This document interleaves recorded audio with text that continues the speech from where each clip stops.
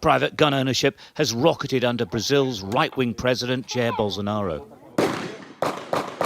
He and his supporters contest that bearing arms is a fundamental right.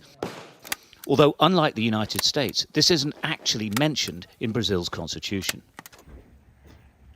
After gun ownership skyrockets in Brazil, guess what happens to the crime rate?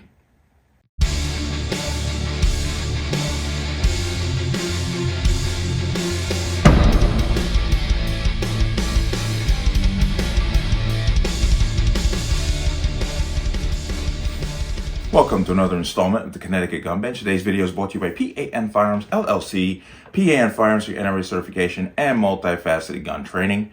You can reach us at 203-300-6343 or use our website at www.panfirearmsllc.com. As always, there'll be a link in the description box below. And let's talk about this. Now, 4 years ago, when President, I hope I say his name right, Bolsonaro came into power, he loosened the restrictions on private gun ownership.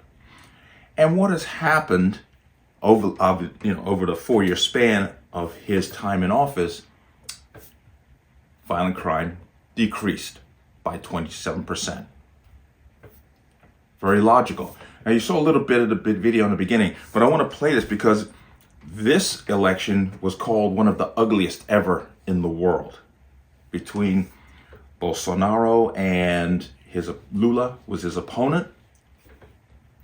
And you heard a little bit in the beginning, but I want to play you got to listen to the whole thing because these Brazilian people here definitely have a point of view about gun ownership and how the former president Lula, who put a lot of restrictions in, being the socialist that he is, they pretty much call him a dictator. But watch this, important. Then we're going to come back and discuss that crime rate.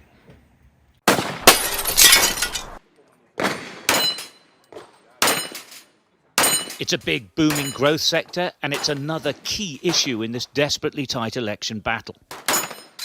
Private gun ownership has rocketed under Brazil's right-wing president, Jair Bolsonaro. He and his supporters contest that bearing arms is a fundamental right. Although, unlike the United States, this isn't actually mentioned in Brazil's constitution.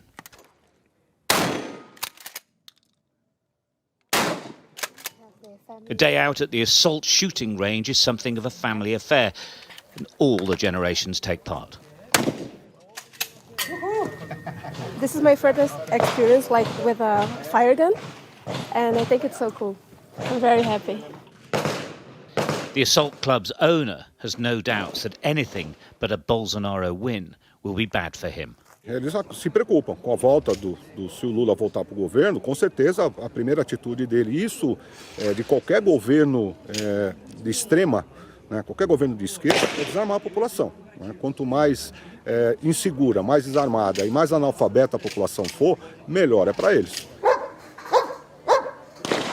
There is a fear in Brazil that Bolsonaro-supporting groups will fashion themselves on America's Trump-supporting gun carriers. That fear highlighted by the closeness of the election and the threat of electoral-linked violence. Before President Bolsonaro, Brazil was not a country awash with legally held weapons, but things have certainly changed. And in fact, as part of his election campaign, he's actually said to his supporters to take up arms to avoid enslavement. It's yet another controversial issue of the many in this election. A new group of would-be gun owners attend their first class. They're taught through the handling and firing of weapons. It's estimated that this year, 1,000 people signed up to qualify for permits every single day. President Bolsonaro has used executive powers to relax the country's previously stringent gun laws imposed by his electoral adversary Lula da Silva. With it, a multi-million-pound business has thrived. This gun shop clears £1.7 million each month. The shop's owner showed Bolsonaro-supporting Senator Dirtiest Sif and me a weapon that he has imported from his factory in Israel. Would you like one? Sure. For example, Senator Sif says that if Bolsonaro wins, they will change the gun laws forever. quando um governo socialista, quando um governo ditador, quando o governo opressor entra no poder, a primeira ação é desarmar a sua população. O presidente Bolsonaro mostra o seu compromisso com o povo brasileiro, né? Acima de tudo, seu respeito à democracia quando confia na sua população, quando dá o direito à sua população, o direito de compra de arma de fogo. Lula and his supporters say that having more guns in a country that already has a terrible record for crime is at best reckless. The Bolsonaro followers disagree, arguing that guns allow people to protect themselves. Like so many things in this election, they will never agree. Stuart Ramsey, Sky News, Sao Paulo. Heard that and you saw that. I want to jump over to here. This is the Western Journal, dated December 30th. This is a commentary, so it's going to be more of an opinion piece, but it is based on fact. Okay, title, Gun ownership has grown 6 times in Brazil in just 4 years. Leftists are stunned by what's happened to the murder rate. We are constantly told by the left that gun control laws are necessary in order to keep us safe from violence. Gun control laws do not keep you safe from anything, okay, especially violence. They tell us that there is a direct link between gun sales and an increase in violent crime. After every mass shooting, the liberal media points to new restrictions on the right to bear arms as the only way to prevent violence like this from happening. Yet developments in Brazil may throw a wrench in the whole leftist narrative surrounding gun violence. On Friday, the Washington Post reported that since President Jair Bolsonaro came to power 4 years ago and began relaxing restrictions, gun ownership has grown at least 6-fold. According to the leftist narrative, things in Brazil should have taken a violent turn for the worse as a result of this. But according to the Post, that has not been the case. You heard that same language after the Supreme Court, the NYSRPA Bruin case, even going back to McDonald's Chicago and further back, Hitler DC 1 and 2. That's the same rhetoric they would come out with. Oh, more guns on the street is going to lead to more violence, more guns in the home. And what happens? The exact opposite. But instead, since 2017, the homicide rate in Brazil has fallen 127%. Speaking to the Post, one young Brazilian said, everyone said there would be more homicides when Bolsonaro loosened the restrictions, but it turned out to be the opposite. Retired military police chief Marcelo Venera called a triumph of liberty and said that there is nothing wrong with loving guns. I like how he says a triumph of liberty. That's interesting. The Post contributors who wrote this story couldn't resist in that knowledge, as it seems to contradict the left's entire narrative. They desperately searched for any other explanation for this reduction in violent crime in order to discredit the theory that gun ownership actually makes society safer. At one point, saying that research consistently shows that when private gun ownership goes up, killings follow. They make that argument all the time. They keep saying states with looser gun laws have more crime than states with stricter gun laws. Yet they never take into account the judicial system and how the justice system handles criminal activity. I mean, you can just turn to New York. They have strict gun control and they have a very loose justice system. And I hope I'm getting clear on this one, but they just had a guy, I'm not sure if it's New York, but they had a guy who got bailed out of prison and by some non-profit organization, and 6 days later he went out and tried to shoot a waiter at a restaurant and shot him like 11 times 6 days after. So there are factors involved, but gun ownership is not the crutch of gun violence. I mean legal gun ownership. I'm not talking about the fools running around with all the criminal activity. I'm talking about legal gun ownership. But there are other factors that contribute to the decrease in homicides in Brazil, such as the cooling of turf battles between Brazil's infamous drug cartels and investment in policing, as the Post noted. One thing is certain, however, whether or not the increase in gun ownership led to a decrease in homicide, it certainly did not lead to an increase. The left historically struggles with the idea that there may be ways to stop violent crime that don't involve banning guns. Their cause is not helped by the fact that in the U.S., gun control laws have repeatedly failed to stop mass shootings, as criminals have inevitably found ways to get around the laws.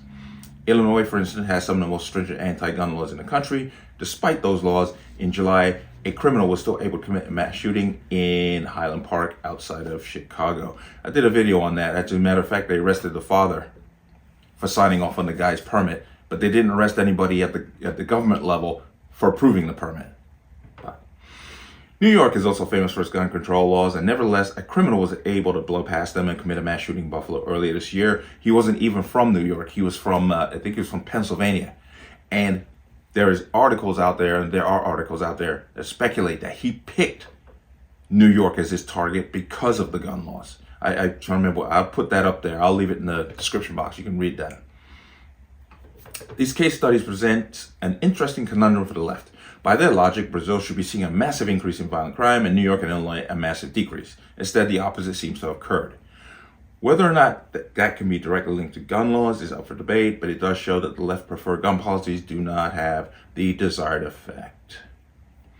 So, once again, this will be in the description box below. This is more of an opinion piece, but the fact is that violent crime, especially gun crime in Brazil, has decreased by 27%. That's a fact. And yet, gun ownership, legal private gun ownership, has gone up, they say, sixfold.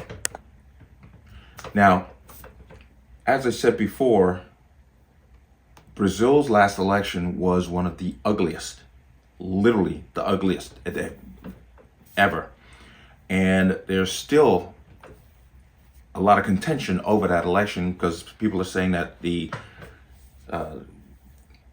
Lula actually stole the election.